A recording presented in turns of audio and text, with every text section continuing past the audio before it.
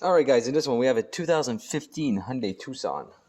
And the issue with it is that the heated seats in the back do not work.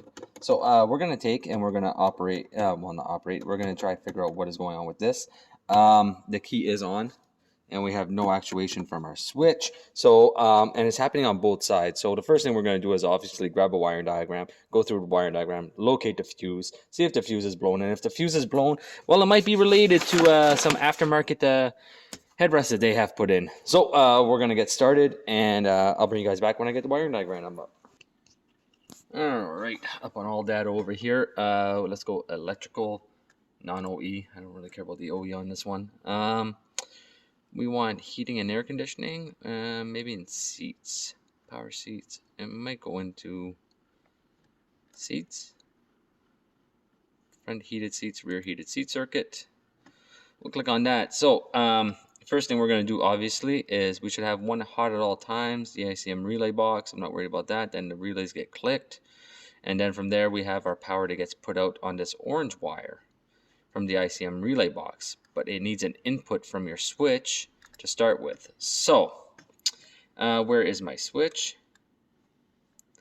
Different power window switch, left rear power window switch, left rear seat warmer switch. So it is right here. When we push our switch, there's a ground that gets sent onto this wire. This wire gets ground into the BCM. The BCM then takes and grounds out this part of the relay, which then sends power to your seat warmer. Hopefully everybody just followed that. Was done. I did that very, very quickly. So when we push our switch, I'll go over quickly again. So this is our seat warmer switch. So when we end up pushing our switch, we get a ground signal that it gets sent out to the BCM, okay, which is right here. The BCM then takes that ground signal and says, okay, I got a request for my rear heated seats. It's going to take and send another ground signal onto this orange black wire. This orange black wire then takes and sends out a ground pulse. That ground pulse takes and energizes the coil, which then closes the contacts, which then sends power out to your rear heated seats. And then we have a this black wire, which is our ground constantly. So if everything is good onto this, we should have our heated seats should work. But I think that we're probably having a power in issue, and that's why everything's not working, because everything is externally grounded and not really grounded by the module, if you want. So we have a relay that is grounded by the module, but the component itself is actually externally grounded on this GF02. All right, so what I think is happening is that we're not getting any power in, but we're going to go and verify that at the same time. We might have a bad ICM relay box also. It's very, very possible. So let's get on to how can we do this? It's very easy to get these connectors, that's why. So, because if we take it on this pin 1 and pin 3 and we measure our resistance, we should have a resistance coming through. Or this pin 2 and pin 3, we should have a resistance coming through. If I'm looking at the diagram anyway, the diagram might not be 100% accurate, so it might be a little bit off. But you want to know what? Let's not jump the gun. Let's go check this SS rear fuse and this module 3 fuse right here, and we're going to see if any one of those are blown first. All right, where were we? Let's get a little light on here. All right, we'll come into our fuse panel. Of course, the first thing we're going to do is look for our fuses onto this, and we had a module 3, if I'm not mistaken, and which is this guy right here. So whenever you look at Kia and Hyundai vehicles, whenever you see module, just look up above it, and it'll tell you what type of module it is, if it's module 1, 2, or 3, and that way you can identify what fuse it is, okay? So module 3 is going to be all the way at the top, so that's the first one we're going to check. Make sure we have power coming in on that. Hook up our trusty test light. Jeez, it's still early in the morning. Oh, that didn't work. Come on, you. Get on there. Give me 1 second. I gotta hook up my test light. All right, test light hooked up. Let's make sure it works. Where is my OBD? Make sure that it powers up, which it does. So let's check our first fuse, which is up here. Make sure this guy works. We're good there. And then the second fuse. Oh, look at this. One of these fuses are not like the other. So we're looking for S heater rear. So let's look back on this now. We have S heater front. Let's see. Cluster, S heater rear 15 amp, which is right here. If you guys can't see it, it's this guy right here. So we're gonna go in. So we should have, why do those guys have fuses in them? They're not supposed to. That's not good. We might take those fuses out. Anytime that you guys are seeing fuses into a system that really shouldn't have fuses, like if I come here, these two fuses should not be here if I go by this.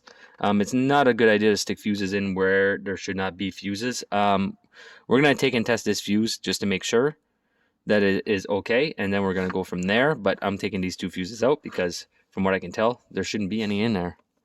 So we should have a 15 amp, which is 1, 2, 3 up. That one's good, and that one's good.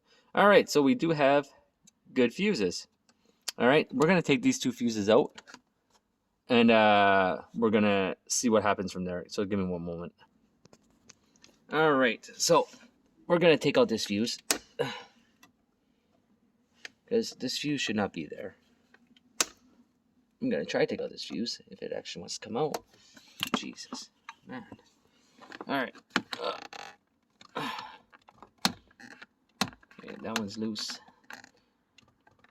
From what I can see, this guy should not have fuses in here. All right. Sometimes putting fuses where they're not supposed to go is not a good idea. All right. Nope, still nothing. All right, so everything still seems to be working properly. Let's start it up.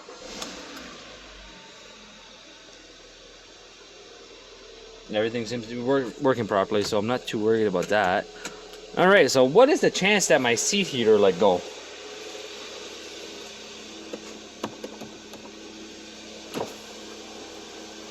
Or they are not plugged in. Because if I got power there, like I said, I could act as a switch, that's for sure, and just send a ground signal, but I have to remove the panel. If I remove the panel, I should be able to test out my theory. Because all I gotta do is just add a ground onto one side of the switch, and then everything should turn on. But I also want to make sure that, yeah, I think that would be the best bet. Is I'm going to try to act as a switch, and we're going to see if I can't get this rear seat to work. Because this light should be coming on, and it's not. But why is it not? That's what I want to know. I could also just power up the seat from here. But this guy is, yeah, this guy is going to be a real pain to get out. Alright, so I don't know which way I'm going to go yet. Give me a second, I'm going to think, and either I'm going to go with the switch or I'm going to go with the right at the seat. Because I'm pretty sure the switch should power up. And if he's not, there's an issue with that. So yeah, I think I'm going to remove all this, and I'm going to get to the switch, and then I'll add a ground onto the switch, and then we'll see what's going on from there. So give me a second. Alright, so I didn't go any further. All I did was I brought a power up for my my test light in order to have a power up here so we can do some testing. And I just got my multimeter, and all I did was hook my multimeter up to the switch to see if my switch is operating properly. Alright, so what I'm going to do right now is just come back here. I already have the power hooked up. We're going to hook up the ground lead like so. Alright, I'm going to squish it in there a little bit, not damage anything. And what we're going to do is, as we see right now, we see OL. So when I push onto my switch, okay, I should see a resistance reading onto my my multimeter.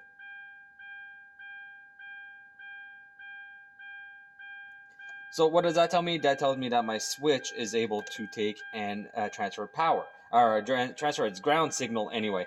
I'll show you guys that the ground is actually working onto this at the same time, so everybody can actually see. Alright, we're good there. And if I come onto a pink black, which was my other ground, I'll show you guys the wiring diagram of that in a minute. we see that my pink black is also grounded. So far my ground is okay, and I believe that I am having a power issue. So what we're going to do real quick is just add a power to my switch and see if everything comes on. All right, and if that works, then everything back here is okay, and my issue is going to be up more towards up by the front. Turn the key on. Oh, I'm stuck. Oh, all right. Okay, so what we're going to do is just come onto our orange wire, which is this guy right here, this small little orange one. We're going to just hook a power up to it. I don't really have much of a power, so I gotta put that. I don't have any probes here with me right now. Well, I do, but it's really cold outside and I don't feel like running outside. So we're just going to take and add this guy into the back. Make sure he's into the right one. All right, and from there, we're just going to take our test light off of the alligator clip, and we are just going to touch. We're going to add a power. Give me a moment. I'm trying to show you this to you guys at the same time. I don't have my tripod. Give me one moment. At this point right here, my switch is on because I am giving it direct power. All right, and it's not going to turn off, or it shouldn't turn off. And that means that my heated seats in the back should be starting to activate. I'll leave it go for a couple minutes, and then I'll take and I'll verify that with my hand. I don't have my thermometer with me, but I'm pretty sure that, oh yeah, they're working. All right, so my heated seats are working. Now the thing is, because I tested one side, I'm pretty sure that the other side's going to be operational also. I'm not really going to go onto that side, only because I feel this one working. So that tells me from my switch all the way down to the heated seats is good. So now we're going to be focused more up towards the ICM box. All right. Or as they like to call it, intelligent control module, but it's really, or integrated circuit module. They have a few names for it. All right. So, but we're going to be just focused on that. And we're going to see what is going on with this guy. Because one of these pins should have a control from the BCM when my switch is put on. And since it's not being controlled, it's either going to be a BCM issue or it's going to be this issue. Excuse me. So that's where it starts to get a little bit complicated, but not overly. Because right now what we have to do is check and make sure that we have a ground signal coming up to our BCM. And then our BCM takes and grounds out the relay on the inside. So first things first is get to the BCM, test out our BCM, and then from there, work our way up.